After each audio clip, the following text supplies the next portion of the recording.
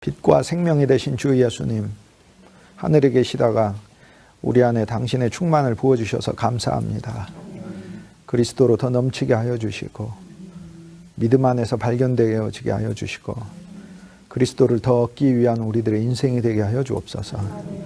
귀한 종들의 삶을 그리스도를 위하여 창세전에 예정하셨으니 우리 주님을 더 사랑하는 마음을 허락하여 주셔서 하는 모든 일들이 주 예수 그리스도 아름다운 사랑에 교통되게 하여 주옵소서.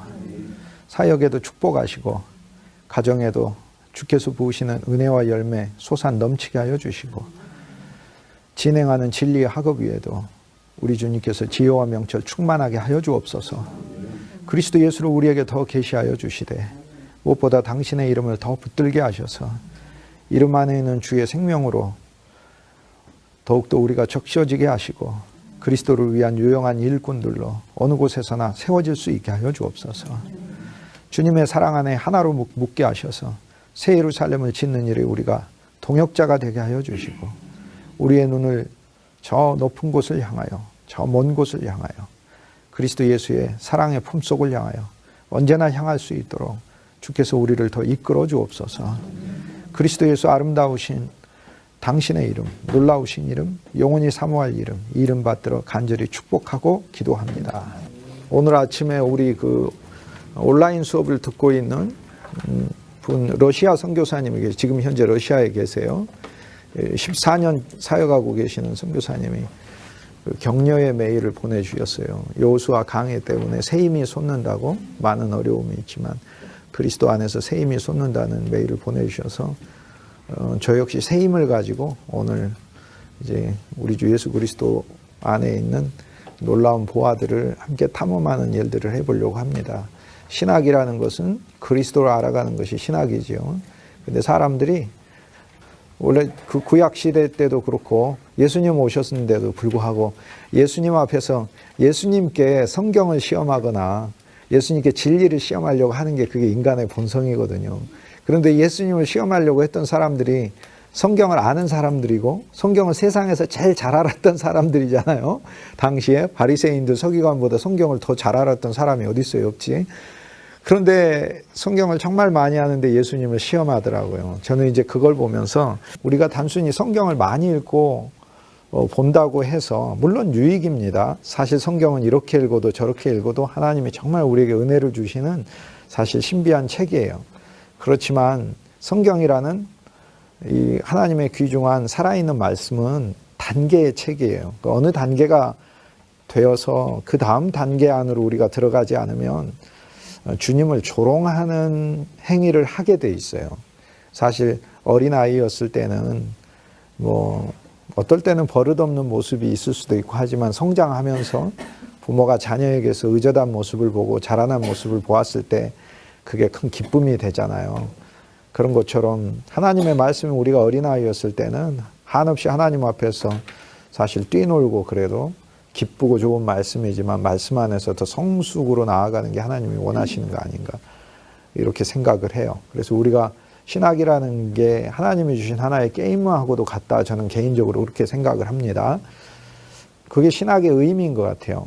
신학은 일반적인 학문보다도 훨씬 뛰어나고 훌륭한 학문인 건 맞지요. 그런데 그 신학의 그 가치는 하나님에 관해서 말을 하고 그리스도가 있기 때문에 신학이 거룩한 거지. 신학에서 그리스도가 빠져버리고 하나님께 영광을 돌린다는 그 목적이 아니면 신학은 땅에 버려져 쓸모가 없는 학문이 되는 거예요.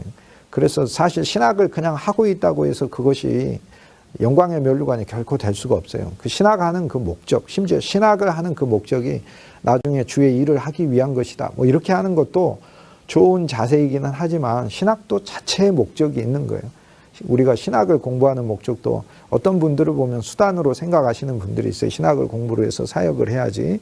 그런데 무엇이든지 수단은 일단 먼저 전제를 하지 마시고 그 자체가 내가 대면하고 있는 것에서 의미를 찾는 게 더 중요하잖아요. 그러면 하나님이 우리가 신학을 하는데 왜 신학을 하시게 하시는가?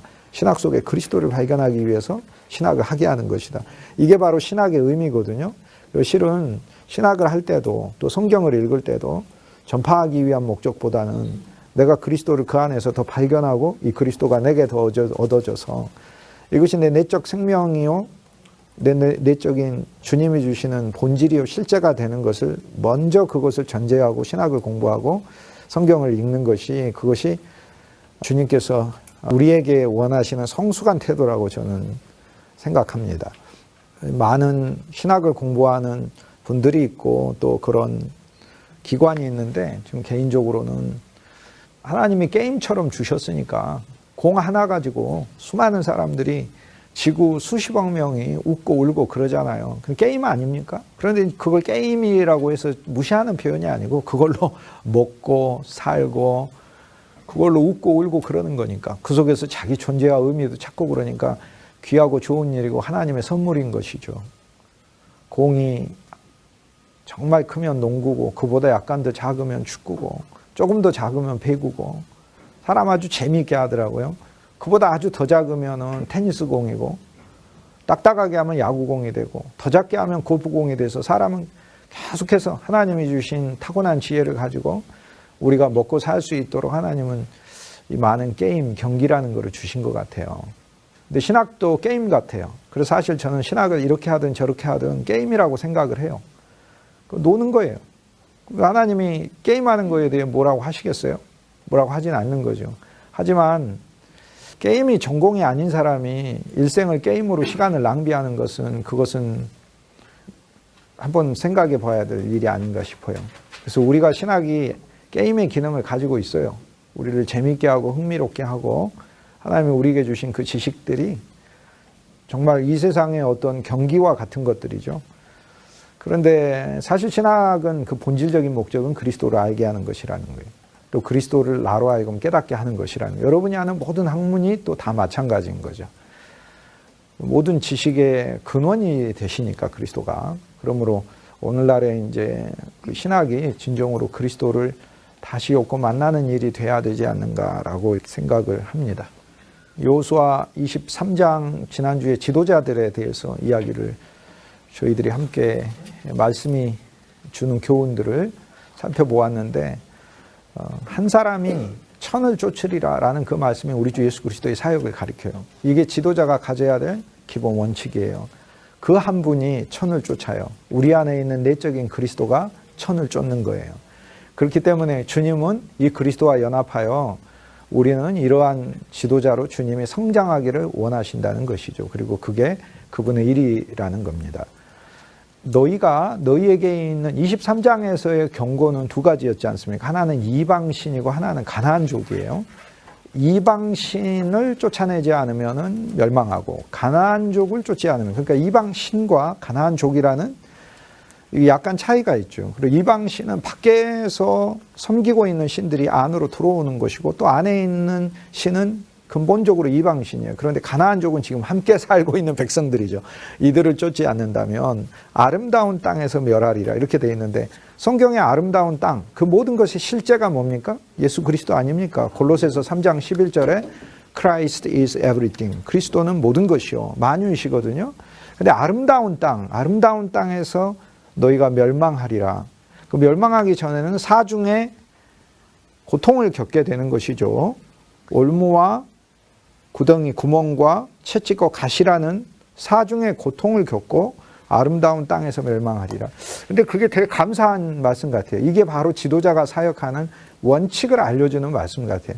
이게 구약은 경고인데 신약에 오면은 이것이 예수 그리스도 안에서 우리한테 실제가 되고 축복이 되고 언약이 된다는 게 너무 감사한 것 같아요.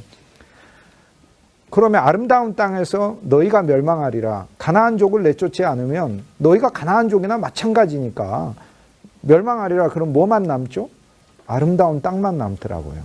그래서 복음이더라고요, 이게. 그래서 가나안족이 어차피 안 나가도 멸망하고, 나가도 이스라엘만 남아서 아름다운 땅이 남는 거예요. 그래서 그 속에서 하나님이 우리에게 주시는 약속을 보았어요. 그래서 어차피 멸망의 길로 가 있는 내 옛 존재, 내 옛사람, 그리스도의 십자가에서 주님이 끝내셨다고 하셨잖아요. 그래서 결국에 남는 것은 아름다운 땅만 남게 돼 있잖아요. 그러니까 이것을 하나님께서 이루신다는 게 이게 신약으로 우리한테 왔다는 거고, 구약은 율법 안에서 경고를 주고 있는 것인 것이죠. 그러면 우리는 여기서 율법의 신앙으로 단순한 경고로 받을 것이냐, 아니면 그리스도가 내 인생을 창세전에 정하셔서 그분이 계속 진행하시는 그 길 가운데 망할 것은 망하게 하시고 아름다운 땅은 남을 걸로 하신다는 그분의 섭리와 계획 안에 내 인생이 있느냐, 이걸 믿음으로 이제 취하는 것이 우리한테 남은 것이죠. 이것이 새 언약인 거죠. 그래서 결국에 새 언약은 아름다운 땅만 남기는 게 새 언약이다. 그래서 그 말씀이 너무나 감사한 말씀 같아요. 23장이 지도자들에게, 사중 사역을 하는 지도자들에게 주는 말씀이라면, 오늘 우리들의 타고난 천성의 처리가 얼마나 필요할까. 그러나 이 처리를 위해서 그리스도의 십자가가, 살아있는 십자가가 우리 환경과 연관되어 작용하면서 결국에는 망할 거는 망하게 하고 멸할 거는 멸하게 하고 아름다운 땅만 남기신다니까. 그게 복음이잖아요. 이게 이제 복음인 게 로마서 7장의 맨 마지막에 오라 나는 곤고한 자로다. 맨 마지막 절 귀절 바로 직전이죠. 오라 나는 곤고한, 그게 복음이에요. 나는 곤고하다는 것을 깨달아야 복음인 거예요. 근데 예수님 없이 나는 행복합니다. 나는 행복합니다. 나는 행복합니다. 예수님 없어도 행복합니다. 예수님이 없어. 그거는 나는 예수님이 없는데도 곤고하지, 그건 저주받은 인생인 거죠. 그건 저주받은 인생이에요. 그러니까 세상에서 제일 불행한 게 예수님 없이 행복한 거죠. 그런데 그리스도가 없이는 내 본질 자체는 곤고하다. 이것을 고백하는 게, 그게 바로 복음의 발견인 거예요. 그리스도 안에서만 내 행복이 있구나. 이미 그리스도 안에 내 새로운 생명은 그분 안에 들어있고, 이 내 새로운 생명이신 예수 그리스도는 하나님의 품 안에 감추어져 있으므로 내 진정한 존재와 행복은 하나님 안에 감추어져 있다. 이게 얼마나 감사한 이야기예요, 이게. 그렇기 때문에 23장에서 지도자들에게 주는 그 권면 속에서 우리에게 하나님이 경고하시는 그 내용들을 가지고 그리스도의 생명의 길을 가는 하나님의 모든 선택받고 그분의 예정 안에 있는 사역자들은 주님이 끝내신다는 것을, 주님이 니들이 안 끝내도 내가 끝낸다 라고 하는 그 주님의 복음이 선포되어 있어요. 그래서 남는 것은 아름다운 땅만 남는 것이다. 그래서 이게 불길한 말씀이 그리스도 안에서 이루어지는 것이야말로 이것이 복음인 것이죠. 너무 감사한 거죠. 그래서 23장에서 이제 이 원칙을, 우리가 일하는 사역자로서 이 원칙을, 어쨌든 지금 현재 상황에서 이 원칙들을 생각해 보면 소망을 가질 수 있는 겁니다. 아직 내게 부족함이 있고 연약함이 있고 힘듦이 있고 괴로움이 있고 또 허물이 있지만, 내게 가나안 족이 많이 남아있지만 하나님이 주신 약속을 승리로 취할 수 있는 그 놀라운 진리가 주어졌음에도 불구하고 이것을 누릴 수 있는 믿음이 내게 부족하지만 그러나 그분은 그분의 일을 하시겠구나. 그분은 아름다운 땅만 남기겠구나. 그게 얼마나 감사해요. 감사한 거죠. 그래서 주님 끝낼 거 있으면은 알아서 끝내시는 그 당신의 나를 위하신 그 계획에 내가 그대로 내 인생을 맡겨드립니다라는 게 우리에게 필요한 것이죠. 오늘은 여호수아 24장이고 여호수아의 가장 마지막 장입니다. 저의 후손을 위한 장이라면 22장이라고 했잖아요. 그런데 내가 무슨 일을 하는 사람인가, 하나님 앞에 부르심 받은 사람으로서는 여호수아 23장이 성경이 제일 좋아하는 장인데, 이런 거를 다 떠나서 그냥 전체적으로 그냥 총괄해서 성경 전체에서 저는 여호수아 24장이 제일 제가 좋아하는 장이에요. 여호수아 24장은 다 들어있어요. 다 들어있고 여호수아 24장은 충격이고, 이거는 한마디로 경악을 금치 못하게 하는 말씀이에요. 여호수아 24장에서 우리가 충격과 경악을 느끼지 않는다면 그것은 오늘 우리가 하나님의 말씀을 사실상 잘못 보는 부분이에요. 우린 진짜 여호수아 24장에서 충격과 경악을 느낄 필요가 있어요. 여호수아 22, 23, 24가 여호수아의 말씀들이죠. 그런데 우리가 여호수아서는 정복의 이야기로 알고 있는데 마지막 세 장은 말씀들이라는 이야기예요. 결국에 진짜 정복은 말씀들 안에서 정복하는 거고, 말씀으로 정복하는 거고, 말씀들 속에 정복의 열매들을 받는 것이죠. 그런데 22장은 요단 동편에 있는 세 지파에게 주는 말씀이죠. 근데 23장은 지도자에게 주는 말씀이죠. 근데 24장은 모두에게 주는 말씀이거든요. 그런데 24장에 처음 시작할 때 이제 같은 말씀들이지만 차이가 있잖아요. 그 차이가 대상만 이렇게 차이가 있는 것이 아니라 또 내용도 차이가 있습니다. 이제 우리가 그 차이들을 이제 개괄적으로 먼저 보면 아까 22장은 요단 동편의 세 지파. 쉽게 얘기해서 요단 동편의 세 지파는 우리가 세상과의 경계로 해서 사는 우리와 우리 후손들과 우리 자신에 대해서 하나님 축복하시는 이야기고, 23장은 우리가 지도자가 되어서 사중의 사역을 가정에서, 일터에서, 교회에서, 인간관계에서 할 때 하나님께서 주시는 축복의 말씀이고, 24장은 이 전체를 다 불러요. 그러니까 처음 부를 때 사중의 지도자를 그대로 23장에서 했던 23장 1절에 보면 여호수아가 세겜에서 사중의 지도자들을 부르고 이스라엘 백성 전체를 불렀다고 얘기를 합니다. 그래 그대로 장로와 두령과 수령이죠. 사사와 판관이죠. 그리고 관리를 부르고 이스라엘 백성들을 불렀다라고 해요. 더 정확하게 이야기하면 이제 조금 더 구체적으로 들어가면 이스라엘 백성들을 모으고 사중의 관리들을 불렀다 이렇게 얘기합니다. 그래서 단어가 달라요. 24장은 사실 단어가 등장하는 게 전체적으로 거의 대부분의 단어가 다 다릅니다. 시작부터 모았다 그리고 불렀다. 이게 하나님의 뜻이에요. 우리는 전체 이스라엘 백성들로 하나님께 모아졌어요. 그런데 모아진 백성에게 하나님이 한 번 더 부르셔요. 뭘로? 사중의 직책으로. 그래서 모은 백성에게 주는 말씀이 24장이고 모은 백성들 중에서 불러진 백성, 소명받은 사중직에게 주는 말씀이 또 24장인 거예요. 그러니까 이 말씀은 정말 놀랍네요.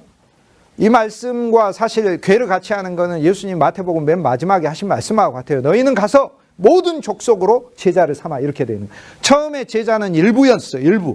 다수가 있다면 배고픈 5천 명이 있다면 제자는 다수였어요. 12이었어요. 그런데 그리스도께서 부활하시고 승천하시면서 주신 말씀은 너희는 가서 모든 족속으로 제자를 삼아 이렇게 되어 있죠. 자, 제자는 소수인데 주님은 분명 모든 족속으로 제자를 삼으라고 말씀하시면서 모든 족속은 제자의 길로 가는 것이 이것이 신앙의 길이고 믿음의 길인 거죠. 한 면에서 선택이지만 하나님이 정하신 길이에요. 모든 그리스도인은 제자의 길로 갈 수밖에 없다는 것을 성경이 보여줘요. 왜냐하면 모든 이적을 행할 때마다 복음서에서 제자와 청중은 섞여 있기 때문에 그래요. 그럼 나는 청중이며 동시에 제자인 것이죠. 자, 오늘 24장 말씀은 그러므로 모든 회중을 모았고 모든 회중 중에서 사중의 직책의 사람들을 부르셨어요. 소명받은 자들이라는 거예요. 사중의 직책으로 소명받은 자들에게 주는 말씀이라는 것입니다. 그게 24장이라는 의미죠. 장소의 차이가 있었지요. 22장 말씀은 실로에서 주었고 23장 지도자들에게 주는 말씀은 여호수아 자체도 자기가 기업을 받았잖아요. 이스라엘 백성들이 모두 다 기업을 받는데 그건 에브라임의 땅인 거죠. 에브라임 땅에서 여기 유다 지파 땅이 이렇게 크게 있고 베냐민 지파가 있죠. 에브라임 지파가 있잖아요.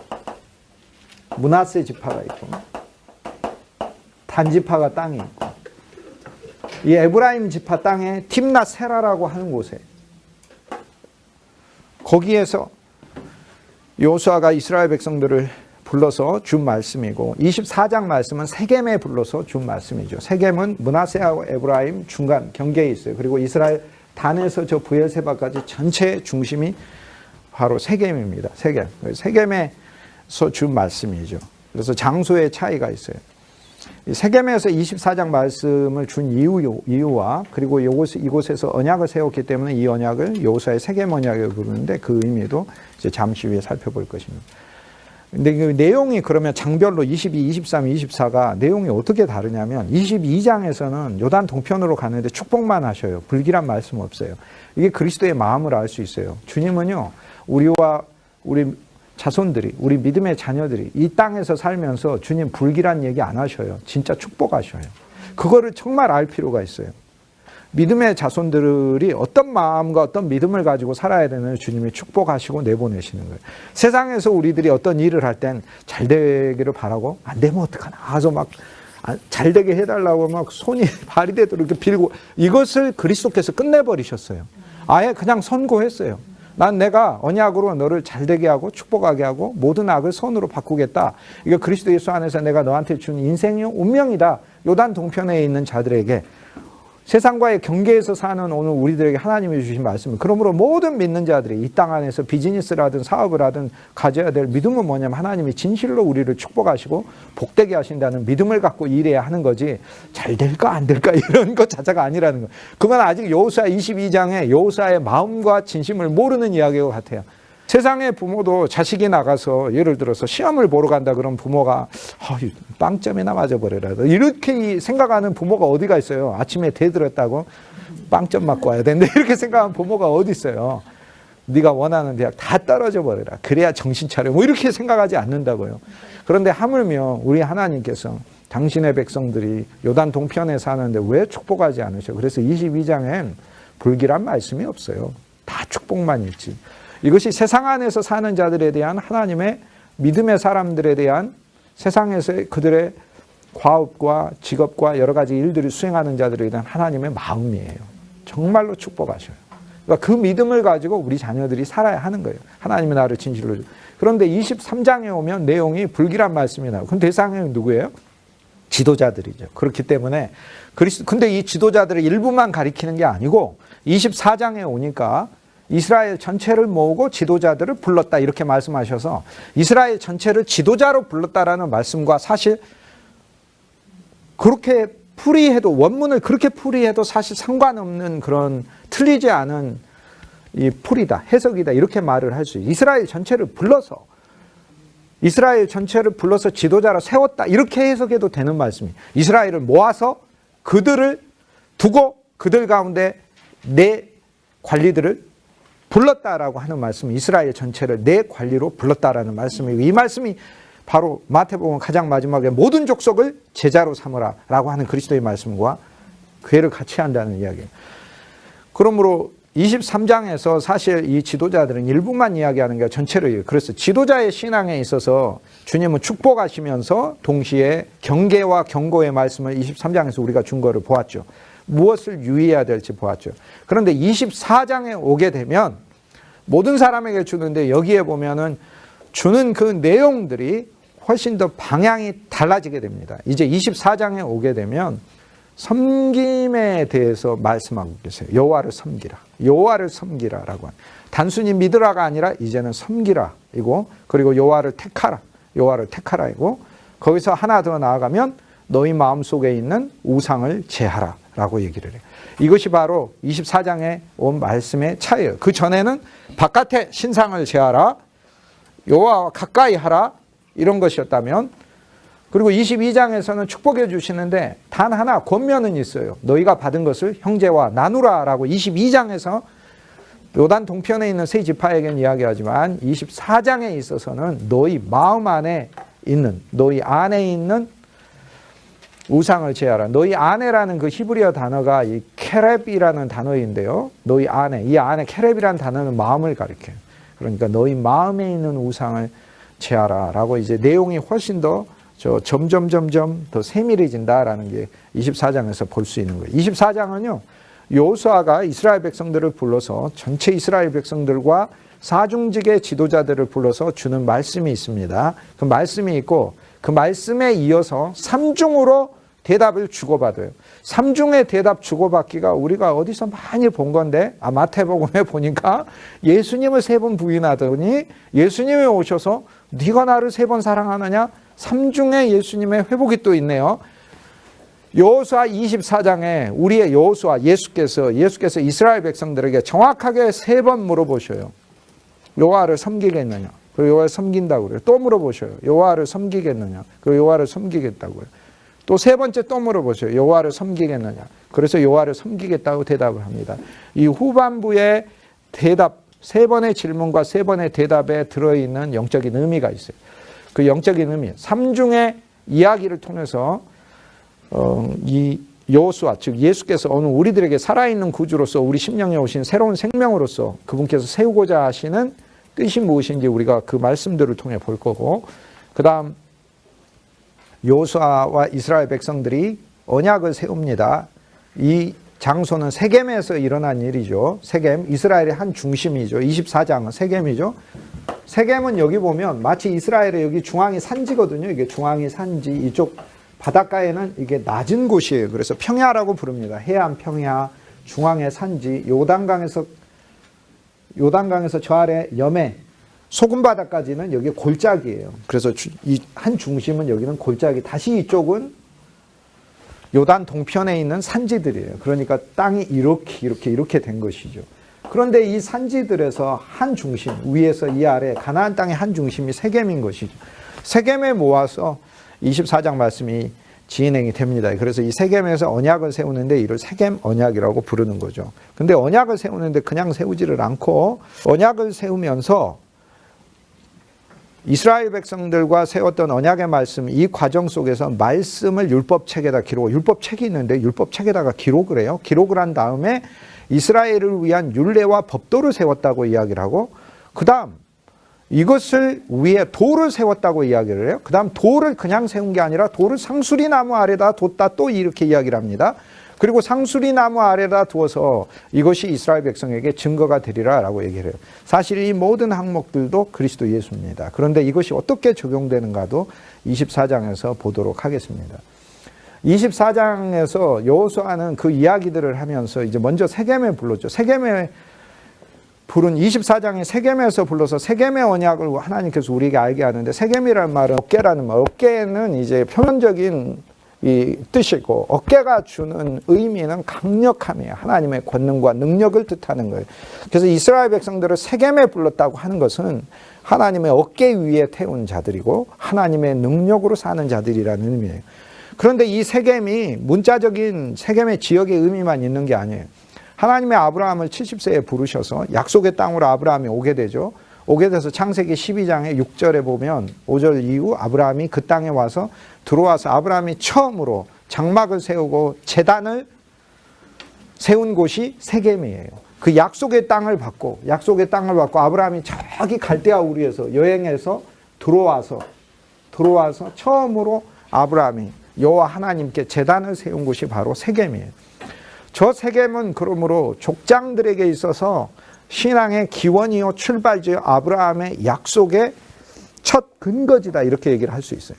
그래서 세겜은 이스라엘 백성들에게 특별해요. 아브라함에게도 특별한 거예요. 아브라함이 그 아래로 순례하는 건 하나님이 저 땅을 다 주시겠다고 했기 때문에 믿음으로 약속으로 그 땅을 취하기 위하여 순례를 하는 것이고, 약속의 땅에 들어와서 처음 하나님이 준 약속의 그 장소는 세겜이었던 거예요. 그래서 여호수아 24장에 이스라엘 백성들을 전체로, 여호수아가 이제 이 이야기를 하고 세상을 떠나거든요. 이스라엘 백성은 어디 모아야 하는가? 어디 모아야 되겠어요? 헤브론인가? 아니면은 브엘세바인가? 아니면 어딘가? 세겜인 거죠. 왜 그러겠어요? 여호와 하나님이 아브라함에게 약속을 주시고 그가 처음으로 가나안 땅에 와서 제단을 세웠던 그 세겜이 이스라엘 백성들이 하나님의 약속을 다 성취한 백성들로서 자신들이 경험되고 여호와 하나님 앞에 여호와 하나님을 선택하는 이 의식을 위해서 모아져야 되기 때문에, 그래서 세겜을 선택한 거예요. 그 자리에 서서 이스라엘 백성들은 시간을 거슬러서 수백 년 전에 자기 조상 아브라함에게 약속했던 그 약속이 오늘 우리들이 그 약속의 실제요 성취다. 아브라함에게 주었던 내 자손이 이와 같으리라의 그 자손이 우리고 내가 너에게 이 땅을 주리라 라고 하는 그 땅, 그 첫 번째 그 약속의 땅이 바로 세겜이었다는 사실을 알게 되는 것이죠. 그래서 여호수아가 세겜으로 부른 것입니다. 하나님의 약속은 이처럼 신실하다. 그 약속의 실제와 성취가 너희다 라고 얘기를 하고 있는 것이죠. 그래서 우리가 세겜에 오게 됐다라는 것을 24장에서 보게 됩니다. 이게 세겜의 중요성입니다. 이후로 세겜은 이스라엘에서도 제일 중요한 장소가 됩니다. 이스라엘이 중요 도시가 여럿이 있는데 남쪽의 예루살렘은 후반부에 중요한 곳이 되는 것이고, 초기 이스라엘의 역사에 있어서 세겜은 정말로 중요한 것. 성막은 실로에 있으니까 중요하지만, 그러나 민족의 정치적이고 행정적인 중심지로서 세겜은 참으로 중요한 곳이에요. 그래서 세겜은 북이스라엘, 나중에 이스라엘 민족이 두 개의 나라로 갈라졌을 때 북이스라엘의 수도도 됩니다. 세겜은. 그래서 세겜의 성소를 또 나중에 세우게 돼요. 북이스라엘은. 그래서 그걸 세겜 성소라고 부르죠. 인생이 너무 힘들고 그러면 그 예배당에 가서 예배드리면 인생이 바뀐다고 생각을 했어요. 세겜. 왜냐? 세겜에서 이스라엘 선조인 아브라함이 그곳에서 하나님께 제단을 세우고 여호와의 복을 처음 약속으로 받아들이고 믿음 아래서 걸어갔고 그 세겜에서 야곱은 땅을 샀고 야곱의 자손들이 그 세겜 안에서 부흥을 했었고, 그리고 하나님께서 이스라엘 백성들을 요단으로 들인 다음에 땅을 다 정복하고 내 약속은 신실하지 않느냐, 반드시 이루어지지 않느냐라고 말씀하시면서 세겜에 모았기 때문에 세겜에서 예배를 드리면은 불행한 인생이 바뀌어요. 그렇게 생각하고 열심히 세겜에서 예배를 드려요. 그런데 그렇게 예배를 드리는데 자꾸 세겜의 예배가 잘못됐다고 얘기를 하는 거예요. 예루살렘에서 예배를 드려야 되는데. 그러니까 인생이 너무 불행한데 세겜에서 예배 드리고 있는데 예루살렘 예배가 진짜 예배라고 그러고 세겜 예배는 가짜 예배라고 그러니까 예배 드릴 때마다 마음이 그렇잖아요. 요한복음 4장에 예수님께서 세겜에 가셨어요. 그게 수가라는 동네예요. 세겜의 다른 이름이기도 하다고 볼 수 있어요. 수가라는 말은 술 취했다, 거짓이다라는 뜻이에요. 세겜은 능력인데, 그러니까 사실 이제 이스라엘은 남쪽에 유대주의화되면서, 유대인들이 유대주의화되면서 전체 하나님의 땅을 존중하고 좋아하지를 않고, 사마리아도 하나님이 주신 땅이에요. 사마리아를 경멸하기 시작을 해요. 거기 사람들이 거기 산다고. 하지만 사람들이 거기 산다고 해서만이 아니라 하나님의 약속은 이중적이에요. 사람이고 땅이에요. 그러니까 땅은 사람을 거룩하게도 해요. 거룩한 땅에 들어왔다고 얘기를 하잖아요.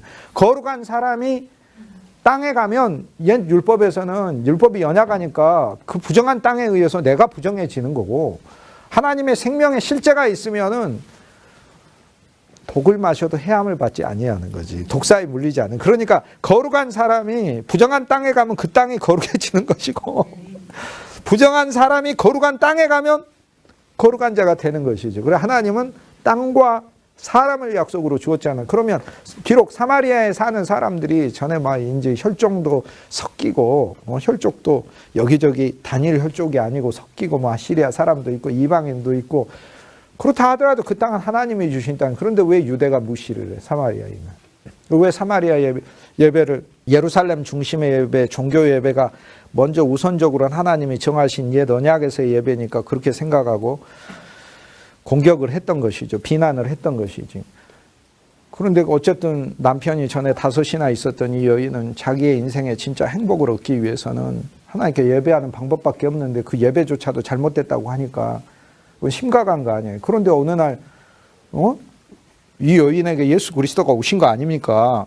오셔서 신비한 말씀을 하시잖아요. 앞으로 물 안 잊게 해주겠다.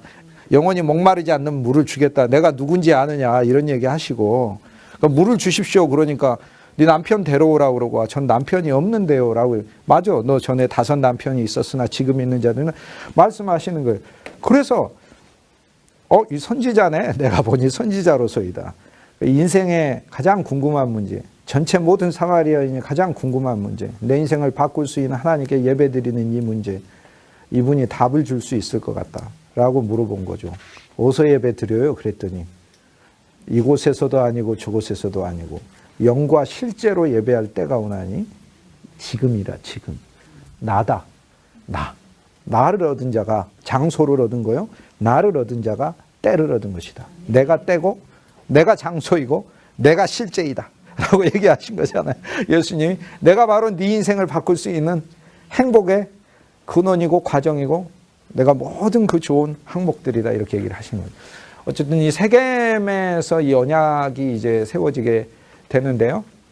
이스라엘 백성들을 이곳에 모은 것을 통해서 오늘 우리들이 하나님의 언약이 실제로 성취됐다라는 것을 알 수 있습니다. 남쪽에 있는 유다 사람들은 이 세겜이라는 하나님의 능력이 그들이 오염된 사람이 가서 살면서 거짓의 땅이 돼버렸다 해서 수가라고 조롱하여 불렀다는, 수가가 왜냐하면 좋은 의미가 아니거든요. 이게 좋은 의미가 아니에요. 거짓 또는 뭐 술 취했다 뭐 이런 뜻이거든요. 그래서 그렇게 조롱해서 불렀던 의미, 그래서 요한복음에 보면은 수가에 가셨다 이렇게 얘기하지 않고 수가라고 불리우는 동네에 가셨다라고 얘기해요. 그러니까 그거는 수가라고 부른다라는 얘기죠. 그럼 본 이름은 세겜이었다는 뜻이 되겠죠. 그곳에 가서 예수님은 이제 세겜을 회복하시는 거예요. 이스라엘 모든 민족은 사마리아 여인과 같은 거예요. 그들에게 주님께서 이제 새로운 행복을 주시기 위한 것이죠. 여호수아 24장에 보면 세겜에 불러서 여호수아가 처음에 하는 그 말씀은 여호와 하나님이 하신 일 20가지를 이야기를 합니다. 20가지를 여호와 하나님이 너희를 위해 하셨다라고 하는 거예요. 너희의 옛 조상이라고 그래요. 옛 조상 데라는 저기 강 바깥에서 유프라테스와 티그리스 강, 유프라테스 강 바깥에서 우상을 섬기는 자였으나 하나님께서 너희의 조상 아브라함을 불러내셔. 그래서 옛 조상이 우상을 섬기는 테라고 새 조상이 아브라함이다. 믿음의 사람이다. 하나님의 축복의 사람이다. 이렇게 이야기를 하고 20가지 항목을 이야기를 해요. 자, 우리가 여호수아 24장을 뭘로 유명하냐면요. 여호수아 24장은 사실 굉장히 유명한 장인데 이걸로 유명해요. 여호수아가 이스라엘 백성들에게 나와 내 가문은 여호와를 섬길 테니 너희들은 섬길 자를 택하라 라고 이야기하는 말씀이에요. 15절인가요? 그죠? 섬길 자를 택하라. 나와 내 집은 여호와를 섬기겠노라. 이게 유명한 말씀이잖아요. 그래서 오늘 이 말씀의 기초에서 많은 메시지들이 전파되고 있어요. 우리는 누구를 섬길 것인가? 그런데 사실 여호수아 24장이 주는 이 전체 내용의 구조는 뭐냐면 앞에 여호수아가 여호와 하나님이 하신 일을 20가지를 열거를 하고 여호와 하나님은 우상에서 너희를 건져냈다. 너희는 아브라함으로 시작했다. 아브라함에게 약속을 주시고 약속에 실제로 이삭이 선택되었다. 이삭은 하나님의 특별한 능력으로 태어난 자라는 뜻이죠. 그 이삭에게 야곱과 에서를 주었는데 에서에게도 내가 축복해서 세일산이라고 하는 저 높은 산도 줘서 먹고 살 수 있게 해줬다. 이삭의 아들이니까. 그리스도인 중에서도 그냥 어찌됐든 나를 깊게 믿고 그러지 않는다 하더라도 내가 그들을 사랑하고 내가 그들을 먹고 살 수 있게 해준다 라는 얘기고, 그러나 내가 야곱을 특별히 선택했고 야곱을 사랑했고, 그리고 내가 야곱에게는 그의 자손들이 애굽에 내려가서 존경받고 존중받게 했다. 요셉이 종이었지만, 그리고 그곳에서 비록 하층민의 삶을 초기에는 경험했지만 그들은 통치자가 되었고 애굽의 구원자가 되었다. 그리고 나중에 결국 또 압제를 받지만은 모세와 아론을 보냈다. 내가 그들을 애굽에서 어린 양의 피를 통해 구출해냈다. 구출해서 광야로 다시 오게 하였다. 여호와 하나님께서 하신 일을 여호수아가 그대로 받아가지고 이야기를 해요. 여호수아 24장은 여호수아 앞에 23장은 여호수아의 이야기 전체지만 23장은 여호수아가 직접 주는 말씀이고 24장은 여호수아가 여호와의 입을 가지고 하는 말씀이에요. 이거는 우리 주 예수 그리스도께서 하나님의 신성과 본성을 가지고 주신 말씀이라는 것을 알려줘요. 성경에 있는 모든 말씀은, 신약에 있는 말씀과 성경에 있는 모든 말씀은 그리스도가 인간으로서 준 말씀이 아니고 하나님, 여호와 하나님의 신성과 본성을 가지고 우리에게 주신 말씀이라는 걸 알려주는 것이죠. 그 이야기를 하면서 여호와 하나님이 너희를 위해 하신 일을 계속 이야기하는 거예요. 너희를 애굽에서 어린 양의 피로 구원해냈다. 그 다음 바다를 건너게 했다. 애굽의 군대가 추격해 오자 애굽의 군대를 내가 흑암을 두어서 너희를 더 이상 쫓지 못하게 했다. 그래도 그들이 홍해로 들어가자 그들을 홍해에 물을 덮어서 내가 그들을 멸망시켰다. 내가 너희를 광야로 이끌어냈다. 광야에서 더 이끌어내서 아모리인의 땅으로, 약속의 땅으로 건너가게 했다. 건너가게 할 때 너희를 공격했던 아모리족의 두 왕, 바산의 왕 옥과 아모리족의 아래 헤스본의 왕 시온을 내가 멸망시켰다. 두 왕을 멸망을 시켰다. 그리고 그 땅에 들어가서 너희는 7 족속을 내가 왕벌을 보내서 나의 능력으로 그들을 그 땅에서 쫓아냈다. 아모리 족속 쫓아내, 가나안 족속 쫓아내, 브리스 족속, 헷 족속, 히위 족속, 여부스 족속, 내가 이 7 족속을 다 쫓아냈다. 그리고 내가 그 땅을 너희에게 주었다. 너희가 건설하지 않은 성과 너희가 짓지 않은 집을 내가 너희에게 주었다. 그리고 너희가 심지도 않은 포도원과 감람원을 너희가 얻게 되었다. 20가지를 이야기를 하고요. 그 다음에 하는 얘기가 뭐냐면 나와 내 집안은 여호와를 택하겠노라. 너희는 누굴 택할 것인가? 이렇게 돼 있는 구조다. 그 얘기입니다. 그러니까 이제 이런 얘기예요. 궁궐하고 뱀굴을 놔두고 궁궐을 택할래? 뱀굴을 택할래? 이렇게 물어보는 거하고 똑같아요. 이건요. 중간중간을 나눠가지고 이걸 택할래 저걸 택할래 24장 그 말씀이 아니에요. 24장은 앞에는요 처음부터 끝까지 여호와 하나님이 하신 일 20가지를 이야기하고 여호와 하나님의 반대되는 거 한 가지도 이야기하지 않고 뭘 택할래라고 얘기를 해요. 쉽게 얘기해서 100을 놓고 빵을 놓은 다음에 100하고 꽝 중에서 뭘 택할래라고 이야기를 하는 거예요. 그래서 이거는 사실 여러 면에서 나와 내 집은 여호와를 택하겠노라. 너희는 오늘날 섬길 자를 택하라. 오늘 택하라. 오늘 택하라고 하는 그 여호수아의 이 질문은 사실 굉장히 좀 어이없는 질문이에요. 우리가 그걸 봐야 돼요. 이거는 이 이야기를 듣는 이스라엘 백성은 택하고 말고가 뭐가 어디가 있어. 이건 꽝이라며. 이 얘기하고 같은 거예요. 이건 꽝이라며. 꽝과 아무것도 들어있지 않는 텅 빈 것과 허무와 공허와 완전 실패와 하나님의 풍성의 충만 중 두 개를 놓고 선택하라고 하는 거니까 이거는 사실상 선택의 질문이 아닌 거예요. 말이 선택인 것이지. 그러므로 우리가 여호와 하나님을 선택하지 않는 것은 어리석은 것이에요. 그런데 여기에 이 24장에 알려주는 건 뭐예요? 여호와 하나님이 우리에게 이 20가지 일을 미리 행하셨다는 거예요. 행하셨으니 이제 섬길 자를 택하라고 얘기를 해요. 그러므로 하나님이 우리를 이미 애굽에서 우리를 건져내시고 우리를 광야에서 지키시고 보호하시고 먹을 것을 주셨고 우리의 환난과 우리에게 장애가 되는 모든 요소들을 다 이기게 하셨고 약속의 땅에 들어가게 하셨고 그곳에 있는 대적들도 이미 이기셨고 왕벌을 보내서 그분이 미리 이기셨고 너희의 힘으로 된 것이 아니니라 내가 이겼느니라 내가 그들을 쫓아냈느니라 이야기하고 심지어 너희들이 차지하는 포도원과 감람원도 너희가 심지 않은 것인데 내가 너희한테 준 것이다 라고 이야기하며 무엇을 택하겠느냐라고 얘기를 하는 것이죠. 그래서 24장의 구조는요. 제가 왜 이 말씀을 너무 좋아하냐면 예수를 믿는 것은 이것이냐 저것이냐의 문제이긴 한데 안 믿어서도 참 좋은 게 있고 믿으면 더 좋은 게 있는 그런 게 아니라는 거예요.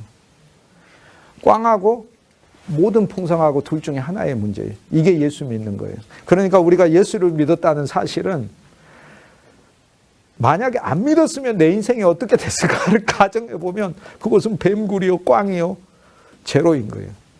그리스도 예수는 나에게 모든 풍성을 주시기 위하여 이 모든 풍성을 주시기 위하여 나를 선택한 것이라는 거예요. 이게. 그래서 예수 믿는 것이 얼마나 좋고 감사한 일인가를 그리스도인들이 모른다는 사실이 이것이 정말로 불행한 일인 거예요. 그러니까 이것은 내가 그냥 하나님을 선택해서 믿는 그런 정도 차원이 아니에요. 미리 20장에서 이야기하고 있는 거예요. 하나님이 우리를 위해 이 20가지 일을 해서 이 풍성한 인생에 너는 됐다라고 얘기하는 거예요. 네가 택하는 거는 섬길 자를 택한다는 거예요. 섬길 자를 택하라. 섬길 자를 택해도 내가 섬기는 과정 그분이 날 섬겨요. 그분이 나를 엎드려서 바를 수 있으시고 날 사랑하시고 날 위해 중보하시고 누군가 당신을 위해 기도하는 거죠. 쓰러져서 지쳐서 기도할 수 없을 때도 그분이 기도하시는 것이지. 이 놀라운 구주를 우리가 만난 것이 24장은 그러므로 이것이냐 저것이냐의 문제가 아니에요. 한마디로 이야기하는 뱀굴을 선택할래 궁궐을 선택할래 영을 놓고 아무것도 없는 허물을 선택할래 만유의 풍성을 가지신 것을 선택할래 둘을 놓고 우리에게 묻는 질문인 거예요. 그러므로 사실 이 질문은 이 우주에서 제일 쉬운 질문이에요. 아멘이죠. 그렇죠. 진짜 쉬운 질문이에요. 두 번째 나와 내 집은 여호수아를 선택한 여호수아의 얘기 나와 내 집은 여호와를 선택한다고 해버렸거든요. 여기 나와 내 집이라고 해버려가지고 그거를 질문을 여호수아가 하고 있어요. 그런데 여호수아는요 비록 에브라임 지파지만 전체 이스라엘의 지도자로 하나님이 세웠어요. 이스라엘 전체가 그의 집이에요 실은. 그래서 지금 어이없는 얘기를 하고 있는 거예요. 만약에 여호수아가 저한테 이제 시간을 뛰어넘은 이 말씀은 영원한 말씀이니까 내가 이 본문을 읽으면서 여호수아하고 지금 대화를 해요. 여호수아가 나한테 얘기를 하는 거예요. 여호와 하나님이 너를 위해 20가지를 했는데 나와 내 집은 여호와를 섬기겠노라. 너는 어떻게 할 것이냐 그러니까 내가 그 집안에 있잖아요. 내가 그 집안 나하고 아무 상의도 없이 다 자기가 선택해놓고 나한테 선택하라고 얘기를 하지. 난 그렇게 얘기를 할 것 같아. 나하고 아무 상의도 없이 나는 그 집안에 있잖아요. 나는 예수의 집안에 있잖아요. 예수님과 함께 죽었고 예수님과 함께 태어나서 예수님의 가족이 됐어요. 로마서 7장에 보면 뭐라고 돼 있어요. 형제들아 너희가 사람의 법을 안 하니 사람의 법도 남편이 살아있을 때 남자가 살아있을 때는 여자는 그 남자의 법에 매인하니 남자가 죽었을 때는 그 남자의 법에서 해방이 되느니라. 7장 4절에 그러므로 너희들은 그리스도 예수의 몸을 통하여 죽었고 그리스도가 다시 살아나면서 살아나서 새로운 이에게 시집가게 하려 함이라라고 얘기를 하잖아요. 그러니까 나라는 존재도 예수님이 그리스도의 십자가를 통해서 죽게 하셨고 그리스도의 부활을 통해 새로 살게 하신 다음에 나는 주님의 신부로 살아났는데 나하고 아무 상의도 없이 내 인생을 여호와 하나님을 위한 가문으로 자기가 선택해 놓고는 나한테 와가지고 너는 뭘 택하게 되냐 그렇게 얘기를 하는 거예요. 그러니까 나는 뭐라고 얘기를 하냐고요. 나는 그래서 24장을 볼 때마다 나는 가슴이 뛴다니까. 일생 동안 가슴이 뛴다니까. 왜 그러냐면 나하고 아무 상의도 없이 본인이 선택해 놓고 나한테 이야기하라고 하니 감사한 거죠. 감사한 거죠. 아니 여호수아가 나와 내 집은 여호와를 섬기겠다 해놓고 나는 그 집 안에 있는데 자기가 얘기를 다 해놓고 나한테 너는 누구를 섬길래 그러고 아니 이미 섬긴다고 얘기를 했잖아요 라고. 24장에서는 우리의 선택을 보라는 말씀이 아니에요. 선택할 수밖에 없는 현실, 너무나 큰 풍성, 그리고 선택당한 운명이 있다는 것을 보라는 거예요. 그게